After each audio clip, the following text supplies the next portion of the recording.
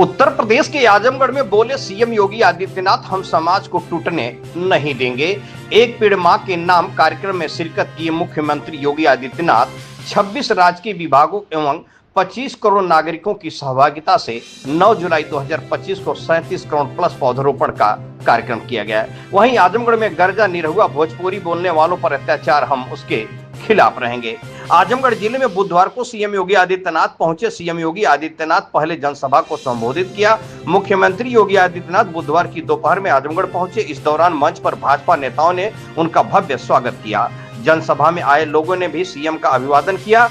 उसके बाद उन्होंने जनसभा को संबोधित किया। सीएम विकास खंड सठियाओं के ग्राम पंचायत किरमा में आयोजित पौधरोपण कार्यक्रम में शामिल हुए। मुख्यमंत्री योगी आदित्यनाथ ने एक पेड़ मां के नाम के तहत आयोजित जनसभा के दौरान संबोधित किया। इस दौरान उन्होंने कहा कि हमने बलरामपुर में एक जल्लाद को गिरफ्तार किया जो महिलाओं की इज्जत के साथ खेलता था। हम समाज को टूटने नहीं देंगे और राष्ट्र विरोधी सामाजिक तत्वों को भी नष्ट करेंगे, साथ ही धरती माता की रक्षा भी करेंगे। सीएम योगी आदित्यनाथ ने कहा कि आज प्रदेश में 37 करोड़ पौधे लगाने का लक्ष्य है, जिसमें से दोपहर तक 22 करोड़ पौधे लगाए जा चुके हैं। शाम 6 बजे तक सभी पौधे लगाए जाएंगे। आजमगढ़ में कुल 60 लाख पौधे लगाए जाएंगे। सीएम योगी ने भी पौधरोपण किया। उन्होंने कहा कि 2017 में जब प्रदेश में बीजेपी की सरकार बनी तो कुल 5 करोड़ पौधों की नर्सरी थी, जो आज बढ़कर 52 करोड़ हो चुकी है। उन्होंने कहा कि यह हीट वेव रोकने और ग्रीन वेव को बढ़ाने का कार्यक्रम। उन्होंने लोगों से अपील की कि हर घर में एक पौधा अवश्य लगाएं, विशेष कर सहजन का पौधा जो स्वास्थ्य के लिए बेहद लाभकारी है। तुम कहा कि प्रदेश में 52 करोड़ पौधे की नर्सरी यूपी के विकास की गाथा बताई है। उन्होंने कहा कि आजमगढ़ में जब निरहुआ सांसद बने तो एक्सप्रेसवे बना, विश्वविद्यालय बना और संगीत विश्वविद्यालय बना। कहा कि आज जब यूपी के लोग बाहर जाते हैं, यूपी का बताते हैं तो लोगों के चेहरे पर चमक आ जाती है। पहले ऐसा नहीं था। आजमगढ़ के साथ ही प्रदेश के युवाओं में पहचान का संकट था। युवा बाहर जाकर अपमानित होते थे। सीएम ने कहा कि आजमगढ़ में तमसा नदी के किनारे पौधरोपण किया जा रहा है। तमसा के उद्धार का जिला प्रशासन का प्रयास सराहनीय रहा है। समाजवादी पार्टी का नाम लिए बिना उन्होंने कहा कि एक परिवार हमेशा बांटने का काम करता है। जीएनआई से शिव प्रकाश चतुर्वेदी की खास रिपोर्ट। मैं सबसे पहले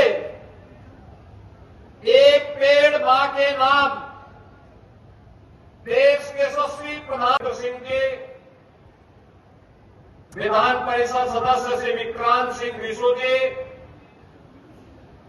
पूर्व सांसद श्रीमती नीलम सोनकर जी, पूर्व सांसद श्री संतोष सिंह जी, पूर्व सांसद श्रीमती संगीता आजाद जी,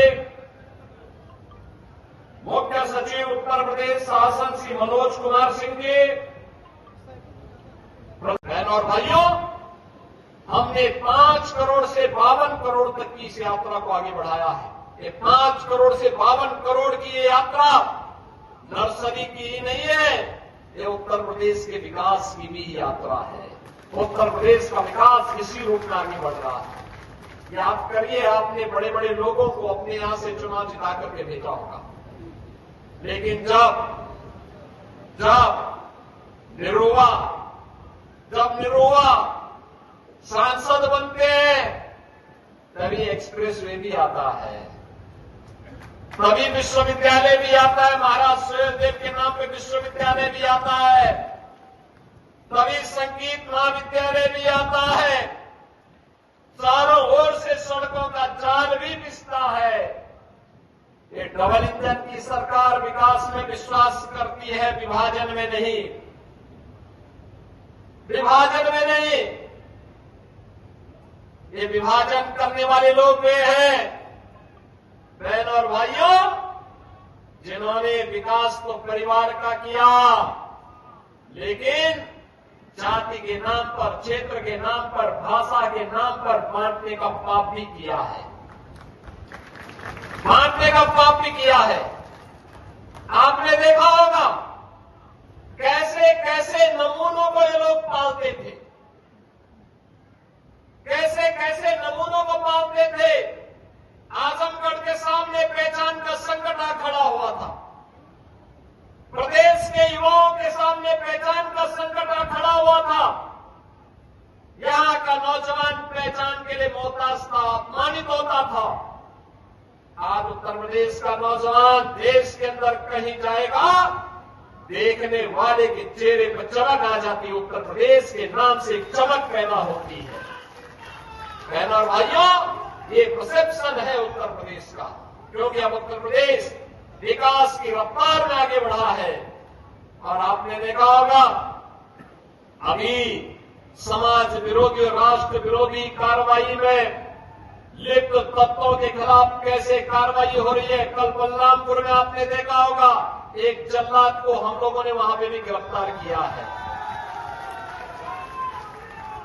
कैसे वहां हिंदू बहन बेटियों की इज्जत के साथ खिलवाड़ करता था, पैसे में सौदेबाजी करता था, लेकिन अब ऐसे तत्वों के साथ सख्ती की जा रही है।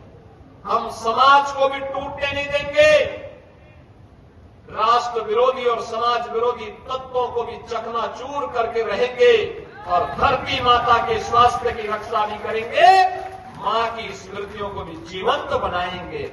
ये अभियान इसी का परिणाम है। प्रधानमंत्री जी ने 11 वर्ष पहले इसी अभियान के क्रम में ये धरती माता का सेहत ठीक हो, इसके लिए उन्होंने तमाम प्रकार के अभियान चलाए। हर घर, प्रत्येक घर में एक एक शौचालय हो, स्वच्छता के माध्यम से हर परिवार को आरोग्यता के लक्ष्य तक पहुंचाने के कार्यक्रम का शुभारंभ हो, या फिर हर घर को जल तक देने का, जल पहुंचाने का कार्यक्रम, हर घर में उज्ज्वला योजना का रसोई गैस फ्री में उपलब्ध करवाने का कार्यक्रम, एक कनेक्शन फ्री में 12-11 करोड़ लोगों को प्राप्त हुआ। पहले केरोसिन से, कोयले से और लकड़ी काट करके लोग चूल्हा जला करके भोजन बनाते थे, उससे कार्बन उत्सर्जन होता था, स्वास्थ्य के प्रति भी खराब था, धरती माता के भी प्रदूषण को बढ़ाता था, आने वाली पीढ़ी के भविष्य को भी अंधकार की ओर धकेलता था। लेकिन मोदी जी ने रसोई गैस के कनेक्शन फ्री दिए और हम लोगों ने दीपावली और होली के लिए फ्री में सिलेंडर देने की बात करके उसको लागू भी कर दिया।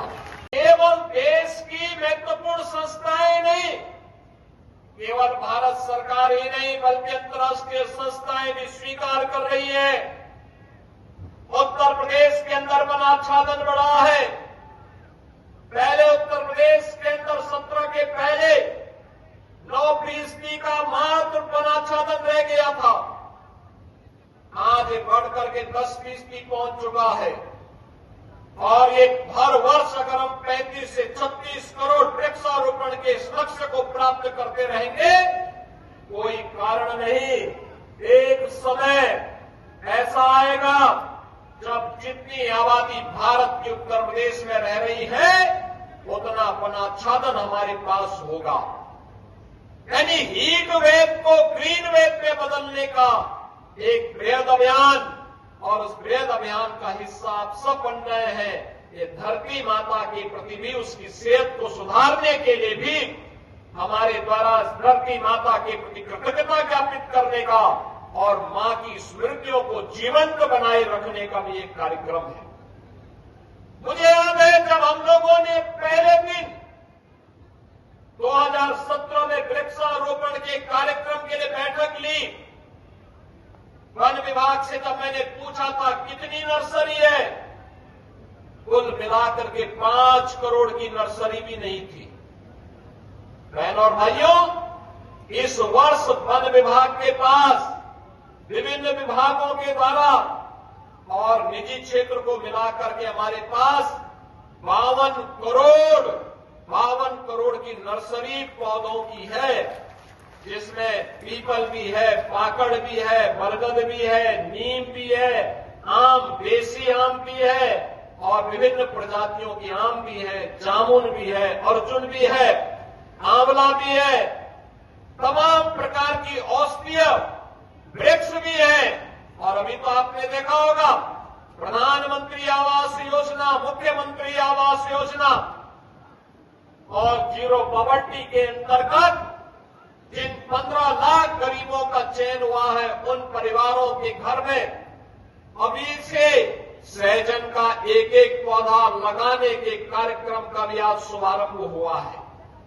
सहजन का मतलब प्रोटीन और विटामिन से भरपूर एक ऐसा पौधा, उसकी पत्तियां, उसका साग भी पौष्टिक है, उसकी फली भी पौष्टिक है। अगर कुपोषित व्यक्ति भी सहजन का सूप पी ले, उसका साग खा ले, लंबे समय तक सेवन करेगा, तो न केवल मनुष्य बल्कि गाय को भी लोग खिलाते हैं, दूध बढ़ेगा, इससे सहजन खिलाते हैं लोग। प्रदेशवासियों का मैं हृदय से अभिनंदन करता हूं, स्वागत करता हूं। बहनों और भाइयों, जब मैं आपके बीच में इस विराट अभियान के बारे में दो बात कहने के लिए और अपील करने के लिए आपके बीच आया हूं, तब मुझे बताते हुए प्रसन्नता है कि अयोध्या और उसके आसपास के जनपदों में तो भारी बारिश पड़ रही है। वंदे वंदे वंदे। आज के इस विराट वृक्षारोपण कार्यक्रम में आजमगढ़ के इस बड़े कार्यक्रम में मेरे साथ मंच पर उपस्थित प्रदेश सरकार के श्रम और सेवायोजन मंत्री, आजमगढ़ के प्रभारी श्री अनिल राजभर जी,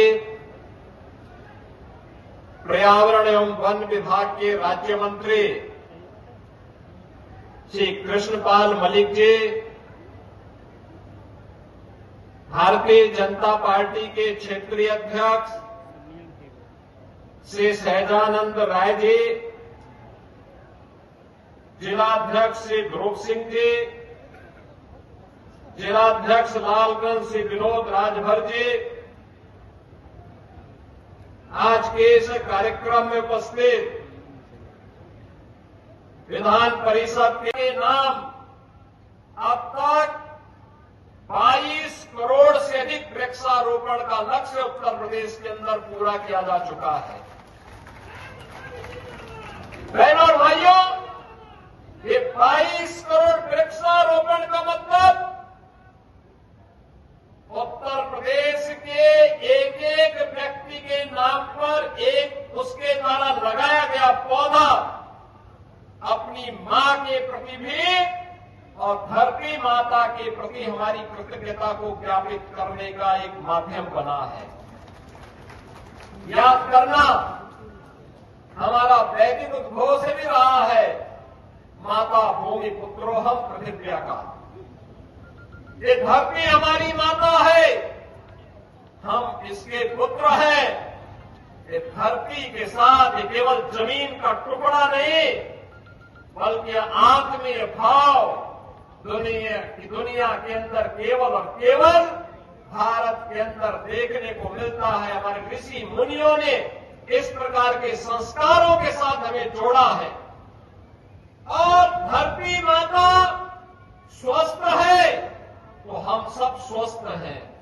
धरती माता अगर बीमार है, याद करना न केवल मानव जाति के लिए, जीव सृष्टि के लिए जीवन मरण का प्रश्न बन जाएगा। उनके लिए चेतावनी का संकट आ जाएगा। और इसीलिए प्रधानमंत्री जी के प्रेरणादायी मार्गदर्शन में 8 वर्ष पहले हम लोगों ने जो संकल्प लिया था कि लगातार उससे पहले के 15-20 वर्षों में उत्तर प्रदेश के अंदर वन माफिया, खनन माफिया, पेशेवर माफियाओं के द्वारा व्यापक वन कटान, अवैध खनन के माध्यम से जो अव्यवस्था और अराजकता फैलाई गई थी, वनाच्छादन लगातार कम होने होता जा रहा था, विकास तो नहीं हो रहा था, लेकिन वनाच्छादन भी कम होता जा रहा था। उसको बनाए रखने के लिए, जलवायु परिवर्तन की समस्या को समाधान करने के लिए, अतिवृष्टि अनावृष्टि के समस्या का समाधान करने के लिए हम लोगों ने 8 वर्ष पहले जिस अभियान को प्रारंभ किया था, बहनों और भाइयों, अब तक 204 करोड़ पौध रोपण का काम उत्तर प्रदेश के अंदर विगत 8 वर्ष के अंदर संपन्न हुआ है। भारी बारिश से 3 बजे से ही वहां बारिश चल रही है, लेकिन उस सबके बावजूद इस कार्यक्रम के साथ जुड़ रहे हैं। मुझे प्रसन्नता है आज समाज का विभिन्न तबका, वे धर्माचार्य हो या जनप्रतिनिधि, प्रशासन और पुलिस के अधिकारी हो या कार्मिक हो, जन या फिर सामान्य नागरिक हो या अन्नदाता किसान, समाज का हर तबका इस अभियान के साथ जुड़ रहा है और उस अभियान को सफलता की नई ऊंचाई तक पहुंचा रहा है। आज सायंकाल तक मुझे बहुत अच्छा लगा कि हमने 12 घंटे का समय दिया है। 12 घंटे के अंदर 37 करोड़ वृक्षारोपण के एक नए कीर्तिमान को उत्तर प्रदेश स्थापित करेगा। बहनों और भाइयों, पहले 6 घंटे में ही हमने 22 करोड़ वृक्षारोपण के लक्ष्य को प्राप्त कर लिया है। अभी 6 घंटे बाकी है। युद्ध स्तर पर एक कार्यक्रम चल रहा है और आजमगढ़ जिला प्रशासन को मैं इस बात के लिए धन्यवाद दूंगा। तमसा नदी के पुनरुद्धार की पीड़ा को उन्होंने उठाया है यहां के जनप्रतिनिधियों के सहयोग से। हमारे विधान परिषद सदस्य, प्रभारी मंत्री,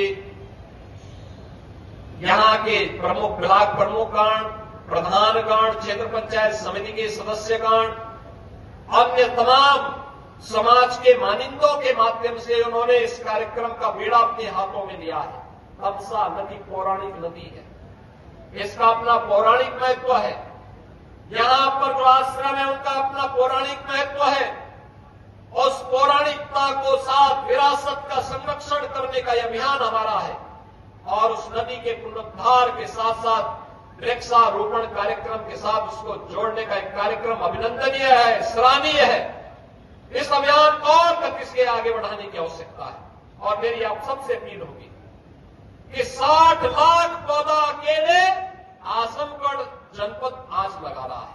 60 लाख। अभी यहां से जाने के बाद 60 लाखवां पौधा में लगाने जा रहा हूं। ये दिखाता है ये केवल वर्तमान को संवारने का नहीं बल्कि अपने भविष्य को बचाने का भी हमारा अभियान है और ये अभियान ऐसे ही बढ़ेगा।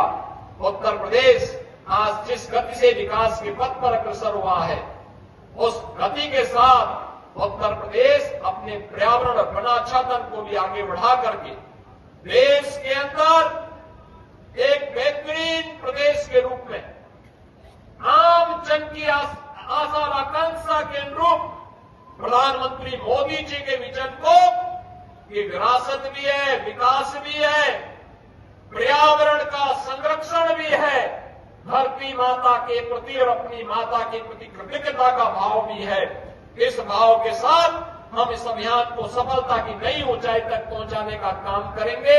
आज के इस अवसर पर मुझे बताया गया कि 10:30 बजे से ही आप यहां पर हैं और इतनी भारी संख्या में आपकी उपस्थिति उत्साहजनक है। मुबारकपुर विधानसभा क्षेत्र के सभी नागरिकों को और आप सभी आजमगढ़ वासियों का मैं हृदय से अभिनंदन करता हूं, अपनी शुभकामनाएं देता हूं, आपसे अपील करता हूं, एक पेड़ मां के नाम इस कार्यक्रम में आप भी एक पेड़ मां के नाम जरूर लगाइए, उसकी सेल्फी अपलोड करिए और फिर वन विभाग के द्वारा पुरस्कार भी प्राप्त करिए। इस विश्वास के साथ आप सबको, यूपीडा को, वन विभाग को और जिला प्रशासन को हृदय से धन्यवाद देते हुए सभी जनप्रतिनिधियों का आप सबका मैं हृदय से अभिनंदन करता हूं। धन्यवाद। जय हिंद, जय जय श्री राम। क्योंकि अब उत्तर प्रदेश विकास की रफ्तार में आगे बढ़ा है और आपने देखा होगा अभी समाज विरोधी और राष्ट्र विरोधी कार्रवाई में लिप्त तत्वों के खिलाफ कैसे कार्रवाई हो रही है। कल बलरामपुर में आपने देखा होगा, एक जल्लाद को हम लोगों ने वहां पे भी गिरफ्तार किया है।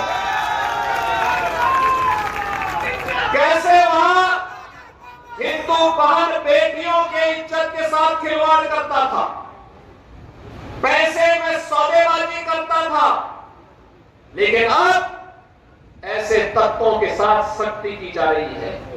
हम समाज को भी टूटने नहीं देंगे, राष्ट्र विरोधी और समाज विरोधी तत्वों को भी चकनाचूर करके रहेंगे और धरती माता के स्वास्थ्य की रक्षा भी करेंगे, मां की स्मृतियों को भी जीवंत बनाएंगे। यह अभियान इसी का परिणाम है। प्रधानमंत्री जी ने 11 वर्ष पहले इसी अभियान के क्रम में ये धरती माता का सेहत ठीक हो, इसके लिए उन्होंने तमाम प्रकार के अभियान चलाए। हर घर, प्रत्येक घर में एक एक शौचालय हो, स्वच्छता के माध्यम से हर परिवार को आरोग्यता के लक्ष्य तक पहुंचाने के कार्यक्रम का शुभारंभ हो, या फिर हर घर को जल तक देने का, जल पहुंचाने का कार्यक्रम, हर घर में उज्ज्वला योजना का रसोई गैस फ्री में उपलब्ध करवाने का कार्यक्रम, एक कनेक्शन फ्री में 12-11 करोड़ लोगों को प्राप्त हुआ। पहले केरोसिन से, कोयले से और लकड़ी काट करके लोग चूल्हा जला करके भोजन बनाते थे, उससे कार्बन उत्सर्जन होता था, स्वास्थ्य के प्रति भी खराब था, धरती माता के भी प्रदूषण को बढ़ाता था, आने वाली पीढ़ी के भविष्य को भी अंधकार की ओर धकेलता था। लेकिन मोदी जी ने रसोई गैस के कनेक्शन फ्री दिए और हम लोगों ने दीपावली और होली के लिए फ्री में सिलेंडर देने की बात करके उसको लागू भी कर दिया। बिना भेदभाव के सब कुछ मिलना, सबको मिलना है। ये सिलेंडर देने का कार्यक्रम कार्बन उत्सर्जन को कम करने का ही कार्यक्रम है, प्रदूषण को कम करने का कार्यक्रम है। ये ग्रीन फील्ड एक्सप्रेस वे और उस पर लगाया जाने वाले ये व्यापक वृक्षारोपण का एक कार्यक्रम यूपीडा के द्वारा उत्तर प्रदेश औद्योगिक विकास प्राधिकरण के माध्यम से किए जाने वाले विकास के कार्यों को एक नई गति देने का कार्यक्रम है। इसमें छायादार पेड़ भी है, औषधीय वृक्ष भी है, फलदार वृक्ष भी है और तमाम प्रकार के अमूल्य ऐसे पेड़ों को लगाया जा रहा है जो इमारती लकड़ियों के भी है, सोदार भी है। और मैं तो आपसे कहूंगा, सबसे जितने लोग इतनी भारी संख्या में आए एकत्र हैं, आप सभी वन विभाग के पास से एक एक पेड़ जरूर ले जाकर के अपने घर में अपने पेड़ पर लगाइए। हम लोग वर्तमान में जो किसान अपने खेत में मेड़ पर इमारती लकड़ी से जुड़ा हुआ कोई पेड़ लगाता है, कोई पौधारोपण करता है, अगर उसने हमें रजिस्ट्रेशन करवाया है तो रजिस्ट्रेशन करवाने के बाद उसकी 5 वर्ष तक उसको निरंतर उसकी मॉनिटरिंग होती है। 5 वर्ष तक क्रमिक रूप से अगर पेड़ बढ़ रहा है और बढ़ने के बाद अगर उसने एक निश्चित ऊंचाई प्राप्त कर ली है तो बहनों और भाइयों 5 वर्ष के बाद एक पेड़ पर 5 वर्ष के लिए हर वर्ष $5 उस परिवार को, $6 उस परिवार को प्राप्त होता है एक पेड़ पर। के लिए आप आगे कार्यक्रम कर रहे हैं, जिससे हम लोग पूरी तरह से अपनी मातृभाषा के लिए समर्पित हैं और चूंकि हम एक कलाकार भी हैं, पॉलिटिशियन के साथ साथ एक कलाकार होने के नाते हमारी ये भी जिम्मेदारी है कि भोजपुरी भाषा जो दुनिया में सबसे ज्यादा बोली जाने वाली क्षेत्रीय भाषा है, समझी जाने वाली क्षेत्रीय भाषा है और पूरी दुनिया में इसका डंका बजता है, तो हमारी भाषा के लोग पूरी दुनिया में आप जहां जाएंगे वहां आपको हमारी भाषा बोलने वाले लोग मिल जाएंगे। तो ऐसे में हम सभी भोजपुरी भाषा बोलने वाले लोगों को एकजुट होकर के एक साथ रहना पड़ेगा। न कहीं जाति के नाम पे बंटना है, न कहीं धर्म के नाम पे बंटना है, न कहीं राज्य के नाम पे बंटना है। हमें जहां भी रहें अपनी मातृभाषा बोलने वाले समझने वाले लोगों के साथ रहना है।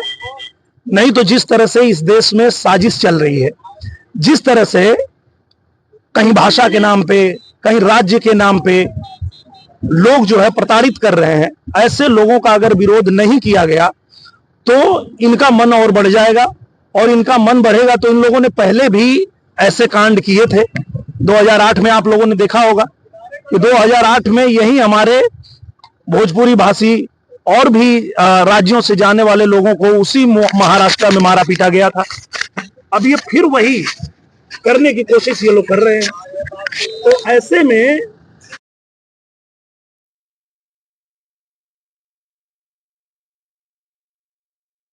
से, चाहे दिल्ली से या किसी भी प्रदेश से कोई बच्चा अपने परिवार को छोड़ के अपनी रोजी रोटी कमाने गया है और उसको अगर भाषा के नाम पे और राज्य के नाम पे ये लोग प्रताड़ित करेंगे तो इनका पुरजोर विरोध होना चाहिए। मैं तो कर रहा हूं और मैं चाहता हूं कि पूरा देश इनका विरोध करे। अच्छा दिनेश जी, जिस तरीके से आपने बयान दिया कि हम डरेंगे नहीं, हम मुंबई में रहेंगे, लेकिन शिवसेना वाले आपका पता खोज रहे हैं। बिल्कुल, मेरा पता सबको मालूम है। आप महाराष्ट्र में जाएंगे और किसी रिक्शे पे बैठ जाएंगे और कहेंगे कि निरहुआ के घरे ले चल, पहुंचा देंगे, तो ऐसी बात नहीं। क्या उनको पता नहीं मालूम है? पता उनको अच्छे से मालूम है, सबको मालूम है। और सबसे बड़ी बात यह है कि मैं अगर उन गरीबों की आवाज़ उठा रहा हूं तो इनको समझ में अब आया है कि भाई उनके साथ कोई खड़ा है जी।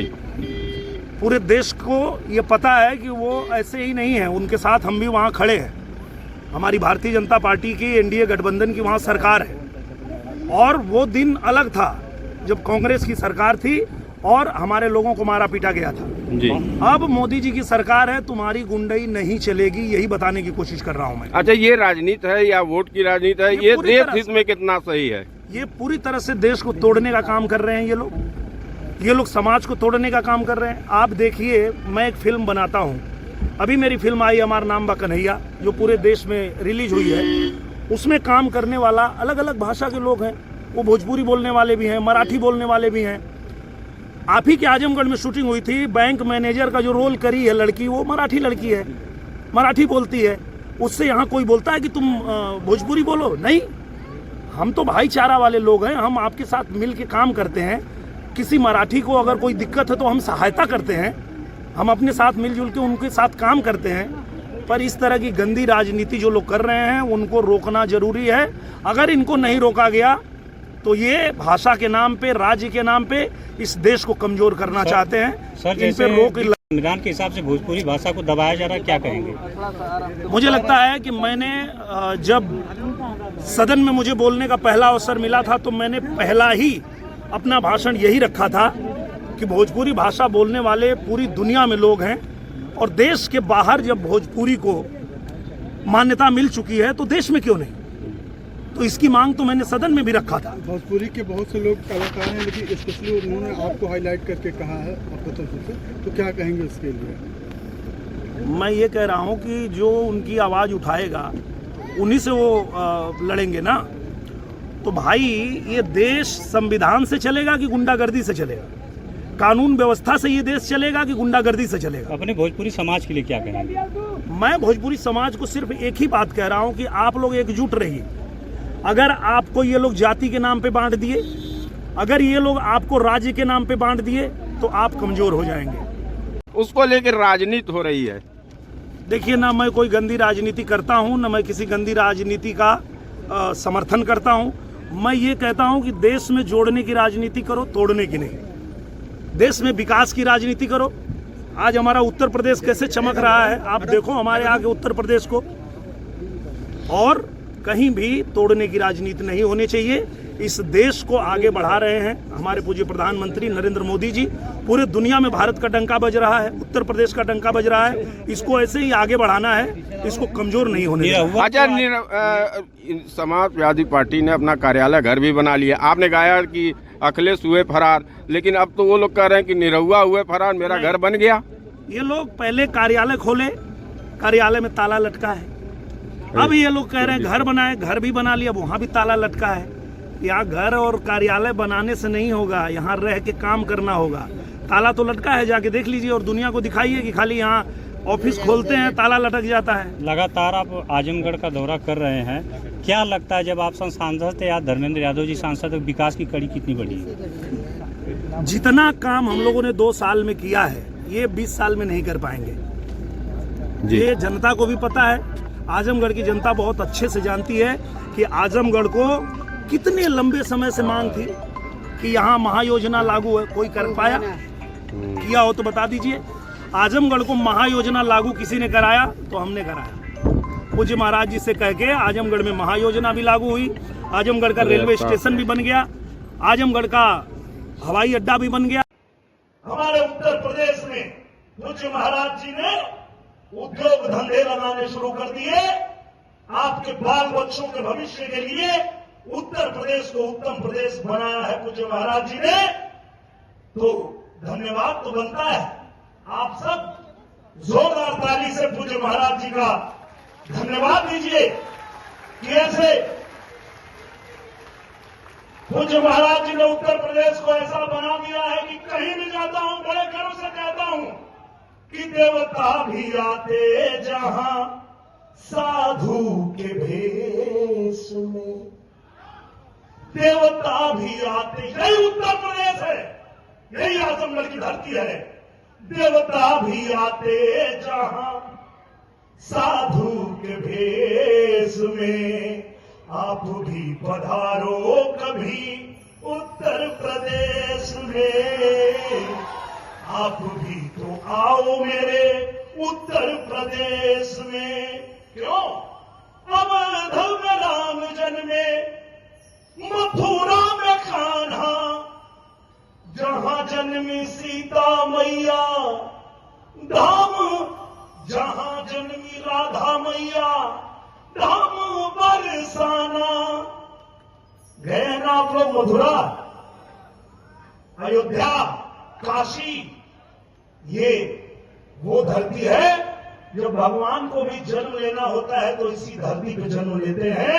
यही उत्तर प्रदेश है, जिस उत्तर प्रदेश को पूज्य महाराज जी ने सबके लिए चमकाया है, सबके लिए बनाया है, और सबका स्वागत अभिनंदन करने के लिए हम लोग तत्पर रहते हैं।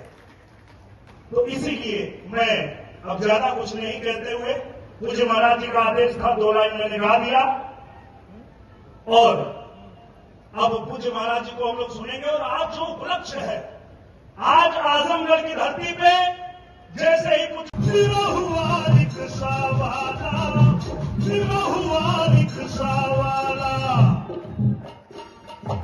और जब देश के अलग अलग हिस्से में भोजपुरी बोलने समझने वाले लोगों के साथ कोई अत्याचार करने की कोशिश करेगा, कोई भी हमारे भोजपुरी बोलने वाले लोगों के साथ मारपीट करेगा, तो आज इस मंच से बताता हूं मैं उसको, जे ना गरीब संगे करे इंसाफ हो,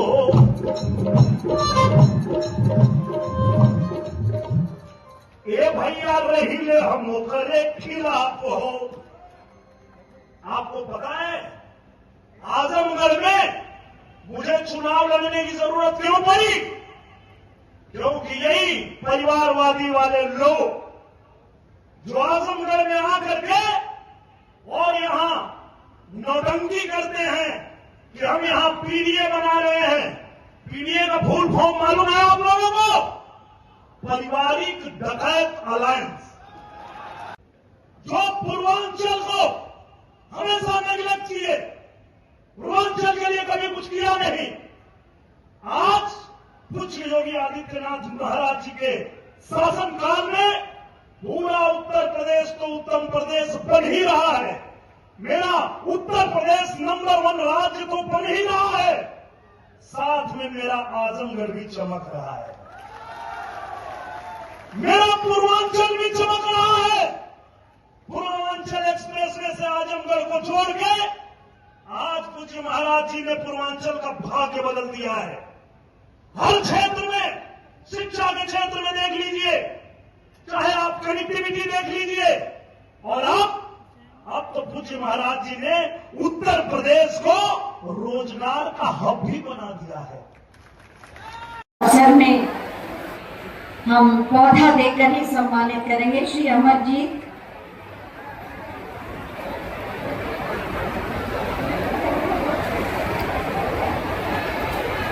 श्रीमती रिंकू देवी,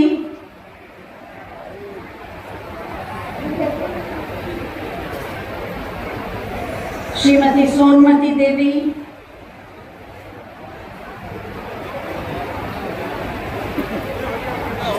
श्री बुद्धिराम और श्रीमती अनीता देवी। और स्कूल चलो अभियान की भी शुरुआत हो गई है तो कुछ बच्चों को भी दिया जाएगा। दीपक चौहान, सहजन का पौधा, ताकि ये पीढ़ी भी जागरूक हो।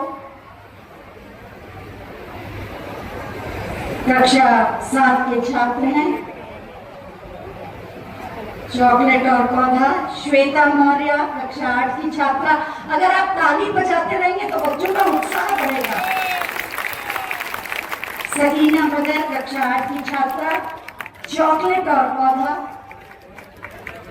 और अमृता यादव, कक्षा 7 की छात्रा। और मोहिनी राजभर, कक्षा 8 की छात्रा।